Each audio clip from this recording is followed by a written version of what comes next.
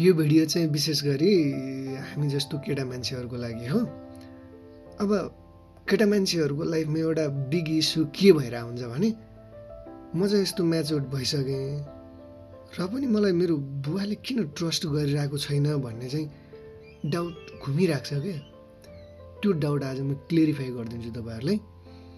त्यसको पछाडिको लजिक के हो त भन्दाखेरि यदि कुनै छोरा मान्छेलाई कसैले राम्रोसँग बुझ्या छ भने त्यो भने उसको बाउ हो। त्यसकारण बाप त बाप होताए। जबसम्म छोरा मान्छे वास्तवमै म्याच्योर्ड हुँदैन तबसम्म उसको बुवाले उसलाई चाहिँ म्याच्योर्ड सम्झिँदैन। यदि कुनै बुवाले उसको छोरालाई वास्तवमै चाहिँ ट्रस्ट गर्न थाल्यो भने सम्झिनुहोस् त्यो छोरा मान्छे चाहिँ वास्तवमै म्याच्योर्ड भयो क्या।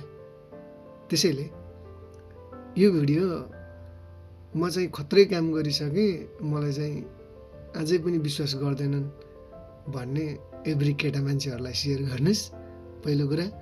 र तपाईँ बाउ भइराख्नु भएको छ भने पनि आफ्नो छोरालाई कति बेला चाहिँ ट्रस्ट गर्ने भन्ने त त्यो अटोमेटिक आइ नै हाल्छ है त।